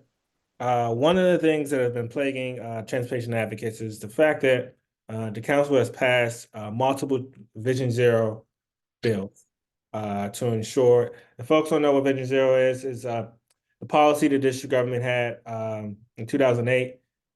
Or idea that the government had to have zero traffic deaths and serious injuries by 2024. Unfortunately, we have failed. So our Vision Zero vision has failed. In the process of that, the last few years, we've passed multiple Vision Zero bills with the intent of improving traffic safety. Unfortunately, a lot of them have not been implemented properly or fully funded. Salim, what would you do as a council member to ensure these bills are fully funded and implemented? Well, I have to review them and see where the gaps are in terms of funding and why they weren't fully funded. But I also think it's a combination of things, right? And I'm gonna be honest with you, we've all probably seen this. I've seen it. People in the far left lane try to make right turns, oftentimes, or I have people who are behind me at a light and then they'll just drive around me and run through the light. Vision Zero is not going to stop that. So it's a combination of things, to be honest. We have to do our part in making sure that the infrastructure is put in place, but then we also have to leverage the power of the seat and the influence in the seat, and to keep pushing in all of our social spaces and circles to make sure that people drive safely. Uh, it's not enough to just sit and say drive safely. I understand that, but it's going to have to be a combination of things, and we're going to have to make sure that we have the enforcement with our policies, because DDOT can put in all of the crosswalks, all of the speed bumps, all of the traffic cameras, all of the infrastructure. But if people are going to choose to drive recklessly, then we're going to have to start to enforce the standards. Thank you. Marcus. Yeah, can you repeat that one more time for me? Absolutely. So the DC Council has passed multiple Vision Zero bills with the intent of improving traffic safety in Washington, DC. Unfortunately, almost all of their bills have not been fully implemented and fully funded. What will you do as a council member to ensure these bills are doing what they intended to do and they're implemented and fully funded? Yeah, so I mean, the goal of Vision Zero is to bring traffic fatalities down to zero citywide. The smart thing to do on Vision Zero at the outset was to realize that not everybody is bearing an equal brunt of our traffic related fatalities, and invest most deeply where people are. And that has always consistently been east of the Anacostia River. But for the several years that we've been implementing Vision Zero, the investments have not followed the urgent need. We have the least investment in transportation infrastructure of most communities around the city. We have a less coherent transportation network, even though more people rely on public transportation and public transit networks to get where they're going. And continually, right, even in the waning years of losing our goal, Ward 8 has still bore an unequal brunt of traffic-related injuries and fatalities across the city. So we need a council member who's going to be serious about improving our infrastructure. That is still a major problem.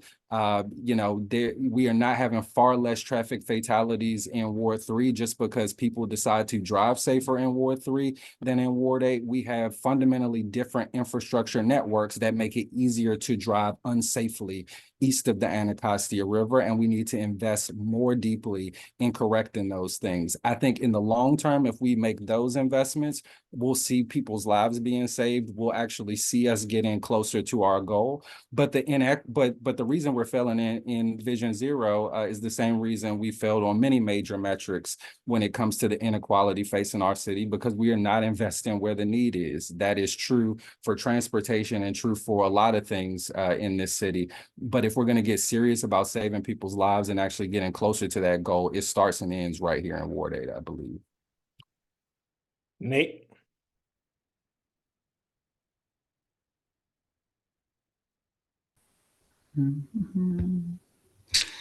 Yeah, I don't think our societal failures are a result of failing to invest in certain programs.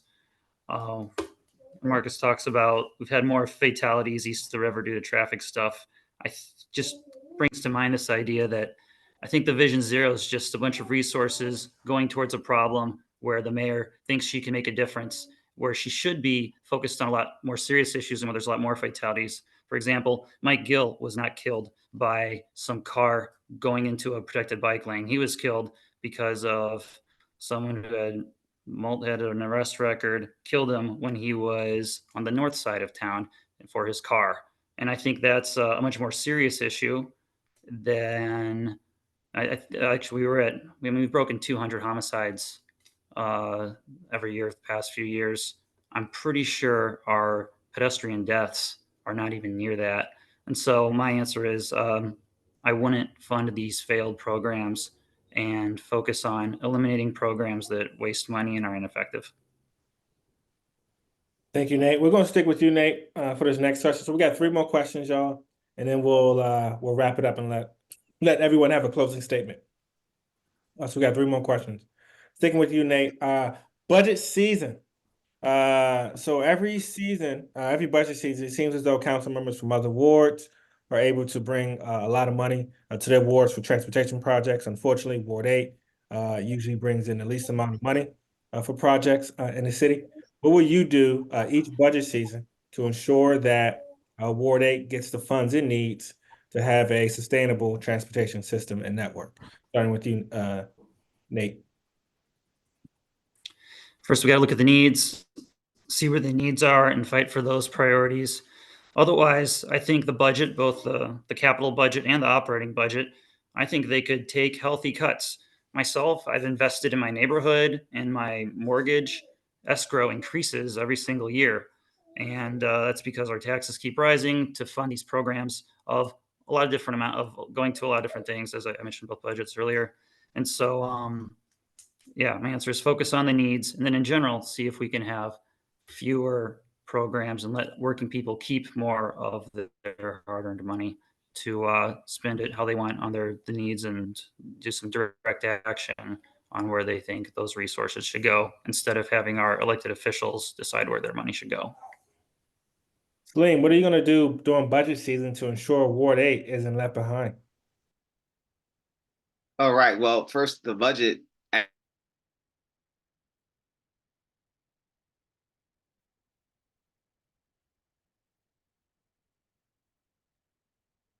Did we lose you, Salim?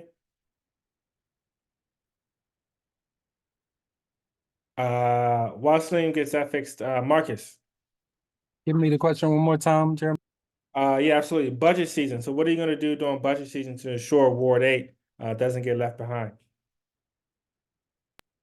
Oh, yeah. So, I mean, first and foremost, fight for the resources we need. Quite frankly, we are leaving a lot of dollars on the table, both Ward 8 from our local budget, but also the district from the federal budget, leaving a lot of dollars on the table that we could invest in deeply in terms of our infrastructure needs. We also have to have an advocate for transportation as the Ward 8 member of the council.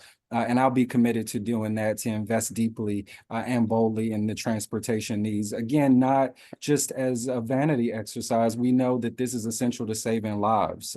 And I want to approach the issue with that type of urgency from the council. So I'll fight for the resources we need. I'll seek out opportunities to leverage new ways to get resources to improve our transportation networks here. And I think that that's going to be a major job for the council member over the next 4 years. Thank you, Marcus. Someone said cute pet, by the way. I don't know if that was you. A cat or something that crawled by. Yeah, no, Nate's pet was showing me up. I'm about to go get my dog now in the middle of his no. I can't upstage the dog, Nate. Salim, you didn't go. So budget season. Okay. So what is your budget strategies to make sure Yes. Ward 8 is bringing home the funds? Well, the budget advocacy is 24/7, 365. So I will be having those conversations all year round with residents in the ward, but also with the at large and the chair of the council as well, because we all our council members weigh in on the budget, not just the Ward 8 council member. And we need to be talking to the people at the District Department of Transportation, the folks in the mayor's cabinet, as well as what those transportation needs are in terms of the budget. And we would do that. I would never stop having that conversation all year round, so that when it does come time for agencies to submit their budget, things that we've been looking for would already be included in the budget. So it would be less of a stretch or less stressful to try to get money moved around once the budget is already submitted. Thank you. Keeping with you, Salim. We got 2 more questions, and then we'll allow candidates to have a closing statement, and we'll wrap it up. Does anyone have a perspective on limiting parking on MLK to accommodate the growing number of residents and congestion on the roads on MLK? Salim. I'll be honest, that's tough. Looking at some of the development that's happening in that particular corridor, it's going to be tough to park. And if none of the developments include a parking lot, it's going to be even tougher for us to have some parking there. But I think specifically at the intersection of MLK and Marion Barry, we may have to explore no parking in that as a way to mitigate some of the traffic issues that we have. I'm not totally in line with that, but I would have to see what would be in the best interest of the businesses and what does DDOT say as well. So we'd have to have that conversation with the Anacostia bid, with some of the business owners, DDOT, and as a community, and we would, come up to a consensus and make the best decision for the community. Thank you, Celine. Marcus. Yeah, I agree. I think it's tough now given the business density there, and I think the real hope that it becomes more of a vibrant business district. The fact is, we need people to get there. It's still, a bit of a hike from the closest metro.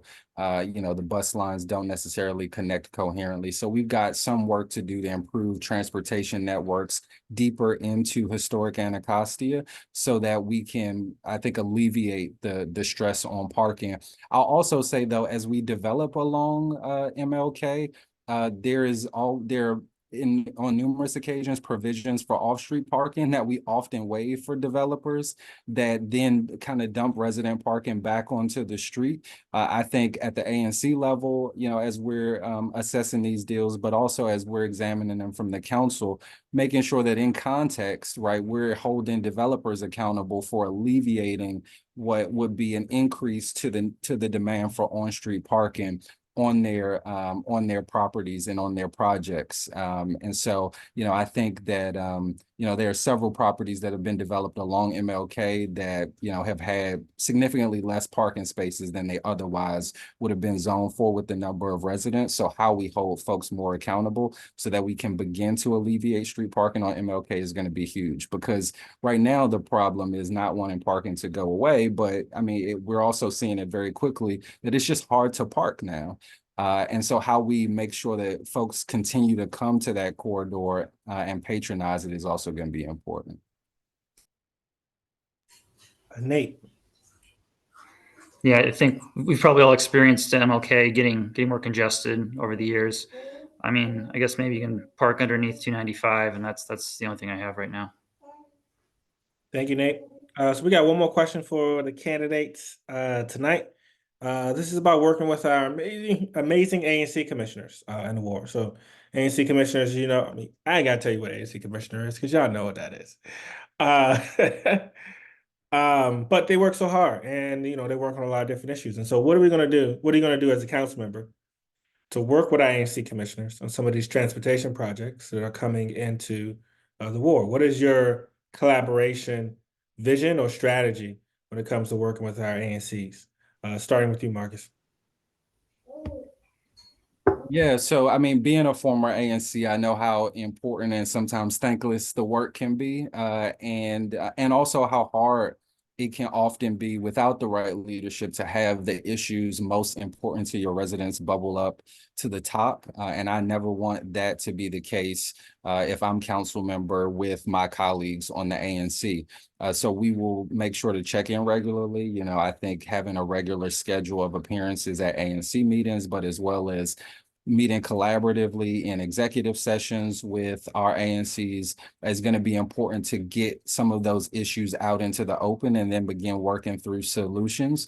But in terms of how we keep a constant conversation going, obviously the staff in the office is going to be very important. My hope is to hire someone who's either served or is currently serving as an advisory neighborhood commissioner in the office to be a direct liaison to our commissioners.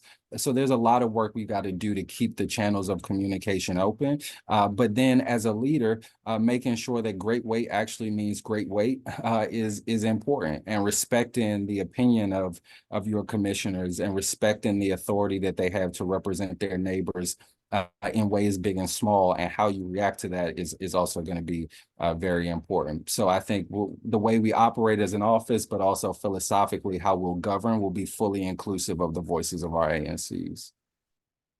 Thank you. Celine, what are you going to do to work with the ANCs and what's your ANC vision or collaboration strategy? Yes, I would want to meet with the chairs of the commission quarterly to get their input on policy, budget, anything relative to projects that I see coming down, give them more of a heads up, but also to find out what's going on. And I would want to meet with all of the commissioners at least every 6 months. I think that we have to start to include them in the process, especially here in Ward 8.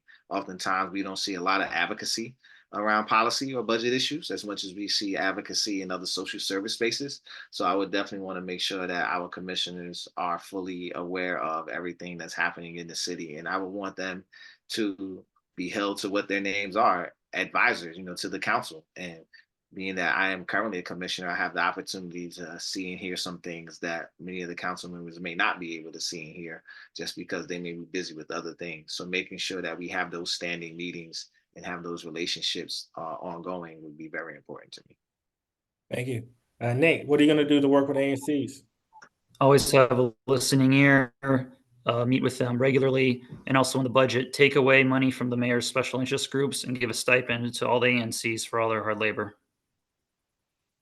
Thank you. So now we're going to go into closing statements. Each candidate will get 90 seconds to give their closing remarks.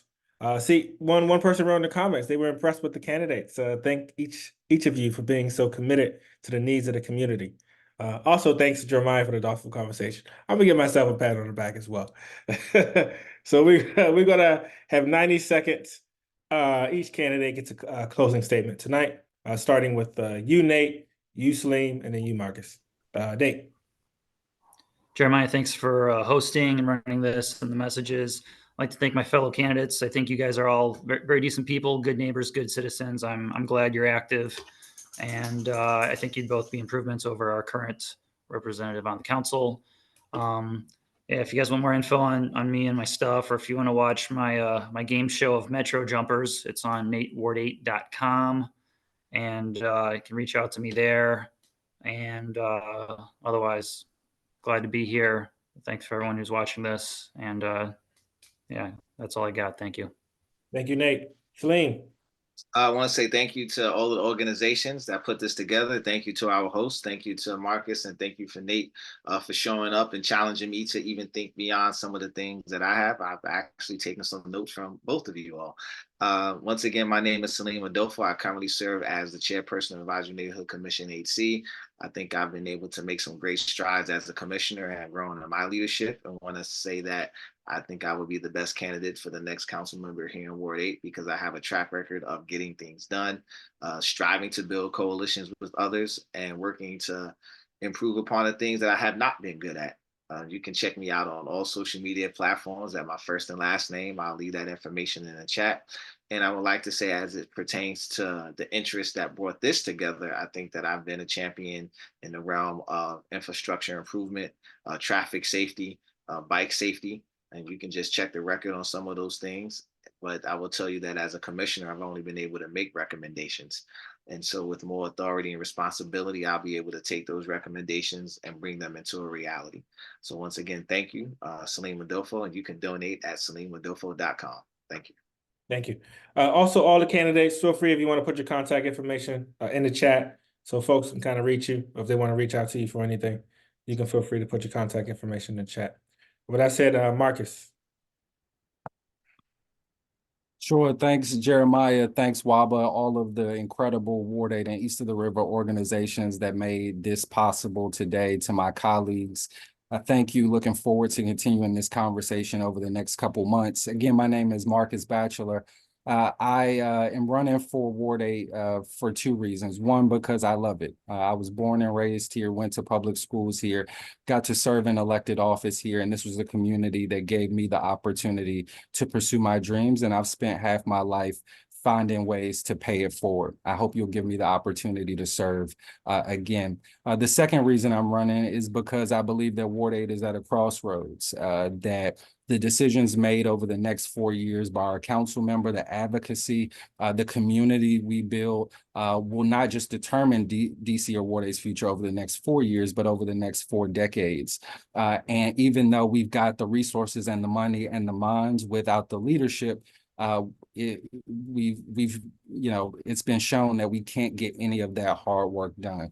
And so I want to go to the Wilson building and deliver to make sure that our government is as good as our neighbors, responsible and responsive and bold. But I also want to make sure that we are running boldly towards our future, that we are investing in our young people, that we are investing in the jobs of the future, that we are investing in infrastructure that gets people to centers of opportunities and makes our communities more vibrant, that we're building up the things that are great about Ward 8, us being the sports capital and Black Wall Street and a hub of natural treasures, but also tackling urgently the things that are our challenges that hinder our potential, the violent crime, the lack of investment in our schools, the lack of good paying jobs in our community. I'll go to work on the council every day over the next 4 years to make One Ward 8, where all of us have the opportunity to thrive, real. So thank you so much. Go to oneward8.com, follow us at One Ward 8, and I hope I can earn your vote on them before June 4th. Thanks so much. Awesome. Thank you so much, Marcus. Thank you so much, Salim. And thank you so much, Nate. Let me also thank again our co-hosts, Anacostia Parks and Community Collaborative, the Ward 8 Bike Alliance, the Historic Anacostia Block Association, and Anacostia Coordinating Council. Of course, my organization as well, the Washington Area Bicyclist Association. Let me thank everyone because they are awesome organizations. Feel free to reach out to those organizations to volunteer or lend support because they're doing good work in the community. Let me also thank again our candidates. This is hard work, y'all. Running for office is not easy. So when you see them out there in the community and in front of the metro station and shaking hands and handing out flyers, be nice to them. Be nice to them. Be nice to the volunteers, because they put their blood, sweat, and tears into this. Each of our candidates care deeply about the Ward 8 and communities across the district. So again, thank you to the candidates who showed up tonight. This isn't the last of it, y'all. We're going to have a meet and greet with the candidates in April. I'll make sure everyone gets that information. It's going to be at Busboys and Poets. Come out and meet the candidates in person and ask them some of the questions that weren't asked tonight. And don't get me wrong, all the questions that we asked tonight are not all the questions that are concerning Ward 8 residents. There are plenty of other questions that are on your mind. And so come out to our meet and greet and meet some of these candidates. And if you can't make it to the meet and greet, there'll be plenty of debates, plenty of events, plenty of candidate forums. So make it out, have conversations, because that's where policy starts and that's where accountability starts. And lastly, let me thank the audience for showing up tonight. You took one of the first steps, I would say, into engaging candidates and to actually how policy happens is actually having these conversations and asking questions and getting answers from candidates. And so give yourselves a round of applause, give yourselves a pat on the back. Thank you to the audience who showed up tonight for spending time with us. With that said, again, this is being recorded. I'll make sure I'll send out the recording to everyone's email. This will be on our YouTube page, our Facebook page. We'll also send out a newsletter blast as well. So thank everybody. Have a good night and keep trucking. The future's bright. Thank you, everybody.